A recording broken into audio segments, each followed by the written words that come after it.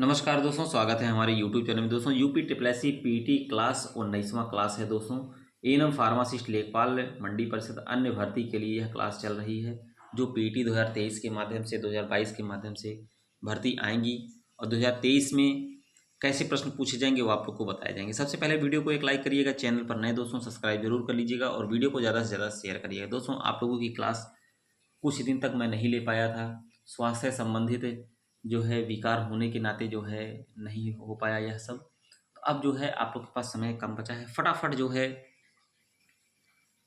Revision कर लिया जाता है, फटाफट जो है सभी प्रश्न को देख लेते हैं। चलिए दोस्तों क्लास की तरफ चल पढ़ते हैं, मिस एकदम ना करिएगा। दोस्तों इसमें पहला क्वेश्चन जो है यह गद्यांश से है। आपका गद्यांश से हिंदी में पूछा जाएगा, कम से कम 4 क्वेश्चन बनेंगे, तो आप लोग गद्यांश को पढ़ के बहुत अच्छे से प्रश्न दीजिएगा। मैं 4 क्वेश्चन के बाद ही आप लोग को आगे 5वें क्वेश्चन से बताऊंगा। 5वें क्वेश्चन से है अन्वेषण का शुद्ध संधि विच्छेद। तो अन्वेषण का शुद्ध संधि विच्छेद कौन सा होगा दोस्तों? अन्वेषण का शुद्ध संधि विच्छेद होगा अनुधन ऐसा, ऑप्शन चौथा हो जाएगा। दिए गए प्रश्न में वाक्य के पहले और अंतिम भाग को क्रमशः आपको बैठाना है दोस्तों। इसमें जो दिए गए 1 और 6 संख्या दी गई है, ये आपको बैठाना पड़ेगा, यहाँ पर बैठा के लिखना पड़ेगा। पहला क्वेश्चन जो दिया गया, क्वेश्चन नंबर 7 पे चलते हैं। हिंदी वर्णमाला में उष्म व्यंजन कौन से हैं? उष्म व्यंजन की बात आ रही है दोस्तों। देखिए उष्म व्यंजन जो होते हैं स स स स ह, ये आपके जो है उष्म व्यंजन है। अश्व का पर्यायवाची नहीं है, अश्व मीन्स घोड़ा होता है दोस्तों। इसका पर्यायवाची कौन सा नहीं? तरंग नहीं है आपका, है घोटा घोड़ा है। नेक्स्ट पे चलते हैं। क्वेश्चन नंबर 9 है अंधे को दीपक दिखाना मुहावरे का अर्थ है ना समझ को उपदेश देना। क्वेश्चन नंबर 10 पे हैं परिणाम वाचक क्रिया विशेषण अव्यय है। परिणाम वाचक क्रिया विशेषण अव्यय है, तो यह कौन सा होगा? इतना। इतना जो है दोस्तों यह परिणाम वाचक है। जो भाव मन में केवल अल्पकाल तक संचरण करके चले जाते हैं उन्हें कहा जाता है, तो उनको हम क्या कहते हैं? संचारी भाव कहते हैं। भाव मन में केवल। मच्छिका किसका तत्सम शब्द है दोस्तों? Question number 12। तो मच्छिका जो है मक्खी का है दोस्तों, ना कि मछली और मच्छर मिट्टी लगा दीजिए, मक्खी का तत्सम रूप है। निम्नलिखित में तद्भव शब्द का चयन कीजिए। तो तद्भव देखिए दोस्तों, हींग जो है यह तद्भव है, बाकी जो है ये हस्त हस्ती तीरक ये सब जो है तत्सम है। परा उपसर्ग का अर्थ है, तो परा उपसर्ग का अर्थ जो होता है उल्टा होता है दोस्तों। कबीर की भक्ति का स्वरूप क्या है? क्वेश्चन नंबर 15वां। तो यह है दोस्तों निर्गुण रहे कबीर जी। नेक्स्ट पे चलते हैं। 16वां क्वेश्चन है दोस्तों दिए गए वाक्य के लिए प्रयुक्त होने वाले सही विकल्प को चुनिए। वह कवि जो तत्काल कविता करने में कुशल हो, तो उसे हम क्या कहते हैं? आसु कवि कहते हैं। ऑप्शन चौथा हो जाएगा। शुद्ध वाक्य का चयन करना है दोस्तों। 1-2 क्वेश्चन आपको ऐसे मिलेंगे। गरीबों के लिए निःशुल्क शिक्षा की व्यवस्था है, ऑप्शन चौथा हो जाएगा। वाक्य में त्रुटिपूर्ण भाग का चयन कीजिए। Question number 18। लोकतांत्रिक देश, 4 भाग है दोस्तों। भारत सबसे बड़ा लोकतांत्रिक देश है, कोई त्रुटि की भाग की इसमें देखी जा रही है दोस्तों। क्वेश्चन नंबर 18 इसी में त्रुटि है, लोकतांत्रिक देश है। 18वां क्वेश्चन आपका 19वां चलते हैं दोस्तों। नीचे दिए गए शब्दों के सही युग्म का सही अर्थ भेद करना है और चयन करना है। क्वेश्चन नंबर 19वां। देखिए दोस्तों इसमें सही अर्थ की बात हो रही है, सुंदर लगातार, यही आपका सही है। क्वेश्चन नंबर 20 पे हैं जेते तुम तारे तेते नभ में न तारे हैं। इस वाक्य पंक्ति में दिए गए विकल्पों में सही अलंकार कौन सा होगा? क्वेश्चन नंबर 20वां। तो यमक अलंकार होगा। जेते तुम ते तारे तेते नभ में न तारे हैं। दीप सा मन जल चुका, इस पंक्ति में वाचक शब्द कौन सा है? तो वाचक शब्द की बात हो रही है, तो दोस्तों वाचक शब्द सा जो है यही आपका वाचक शब्द होगा। दीप सा मन जल चुका है। नेक्स्ट क्वेश्चन चलते हैं, रिजु का विलोम, क्वेश्चन नंबर 22, रिजु का विलोम क्या होगा? रिजु का जो होता है दोस्तों वक्र होता है। भारतीय संविधान में हिंदी भाषा को मान्यता कब प्रदान की गई थी?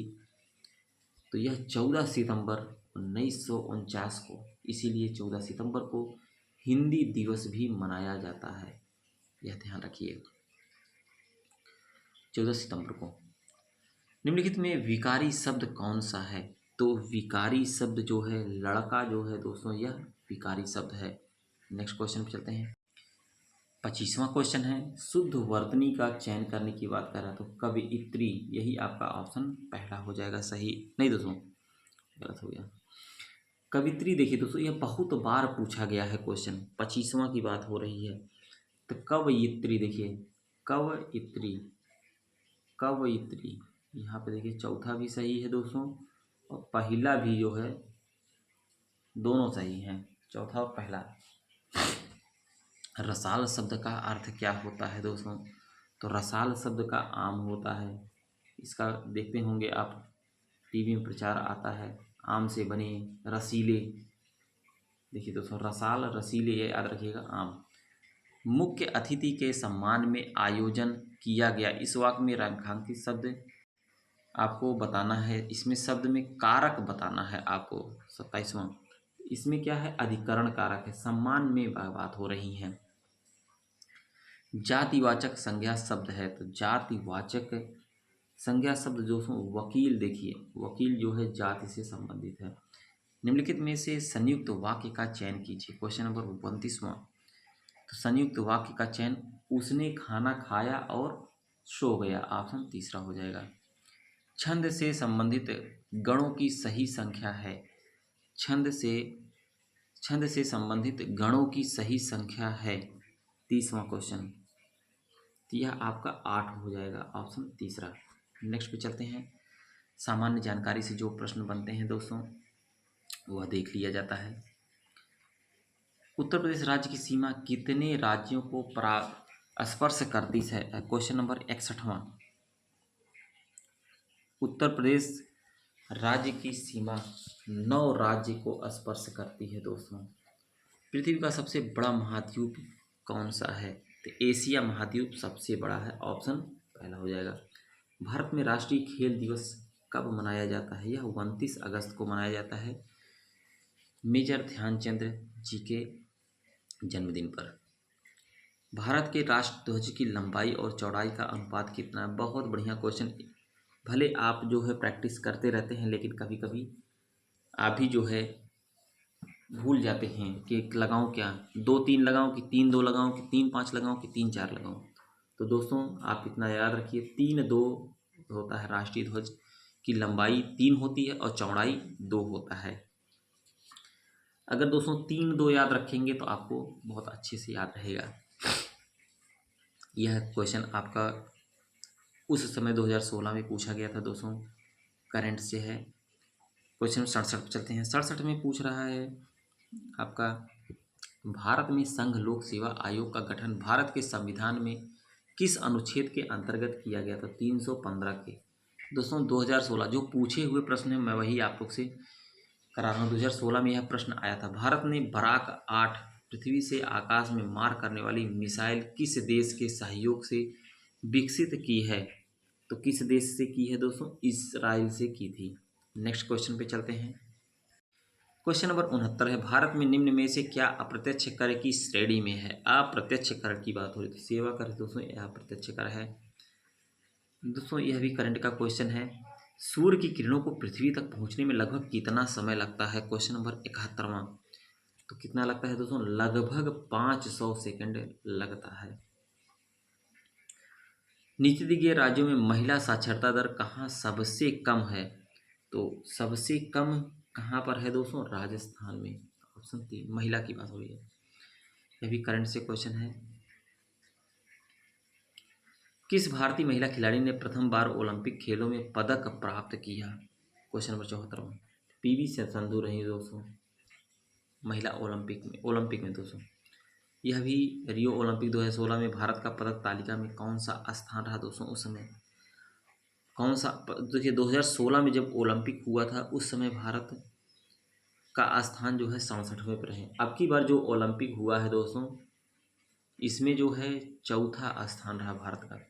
उत्तर प्रदेश में सबसे कम क्षेत्रफल वाला जनपद कौन सा है? और देखिए दोस्तों, ओलंपिक अब की बार जो हुआ है, इसमें महिला क्रिकेट और पुरुष क्रिकेट को भी जो है ऐड किया गया। महिला और पुरुष में स्वर्ण पदक मिला है दोस्तों। ऐसे ही क्वेश्चन बनते हैं और 100 से ज़्यादा पदकों की संख्या अब की बार 100 से ज़्यादा हो गई है। ये भी क्वेश्चन पूछा जा सकता है, आप लोग याद रखिएगा। क्वेश्चन नंबर 76 पर चलते हैं। 76वां क्वेश्चन पूछ रहा है, उत्तर प्रदेश में सबसे कम क्षेत्रफल वाला जनपद कौन सा है? तो संत रविदास नगर सबसे कम एरिया है। यह भी 2016 का करंट का क्वेश्चन है दोस्तों। नेक्स्ट पे चलते हैं, क्वेश्चन नंबर 79 पर चलते हैं। 79वां क्वेश्चन कंप्यूटर से भी क्वेश्चन बनते हैं। कंप्यूटर प्रणाली में निम्न में से क्या इनपुट डिवाइस का उदाहरण नहीं है? इनपुट डिवाइस की बात हो रही है दोस्तों, तो आपका प्रिंटर जो है यह इनपुट नहीं है, क्योंकि ये आउटपुट है। प्रिंटर प्रिंट करता है, माउस, स्कैनर, कीबोर्ड, ये सब इनपुट के उदाहरण है। कंप्यूटर प्रणाली में निम्न में से क्या प्रोग्रामिंग भाषा नहीं है? तो प्रोग्रामिंग भाषा कौन सी नहीं? देखिए दोस्तों, लोटस जो है यहाँ पे प्रोग्रामिंग भाषा नहीं है। बाकी कोबोल, फोर्ट्रान, पास्कल ये सब है। विश्व में बोली जाने वाली विभिन्न भाषाओं में हिंदी भाषा को बोलने वालों में कौन सा स्थान है? सबसे ज़्यादा हिंदी कहाँ पर बोली जाती है और कौन सा स्थान है? तो यह चौथा स्थान है दोस्तों, हिंदी बोलने वालों की संख्या में। विश्व की बात हो रही है। निम्न में किसको मैग्सेसे पुरस्कार नहीं मिला है? तो किसको नहीं मिला है दोस्तों? देखिए, इला भट्ट को मिला है, जयप्रकाश नारायण को भी मिला है, जोकिन अरपुथम को भी मिला। विश्व मोहन भट्ट को मैग्सेसे पुरस्कार नहीं मिला। मैग्सेसे पुरस्कार किस क्षेत्र में दिया जाता है? पत्रकारिता में दिया जाता है दोस्तों। भारत की 3 महत्वपूर्ण नदियों का स्रोत हिमालय स्थित मानसरोवर झील के निकट है। बताइए कौन सी है दोस्तों? हिमालय मानसरोवर के निकट वह झील स्थित है। तो यह आपका ब्रह्मपुत्र, सतलुज और सिंधु नदी है। ऑप्शन दूसरा सही होगा।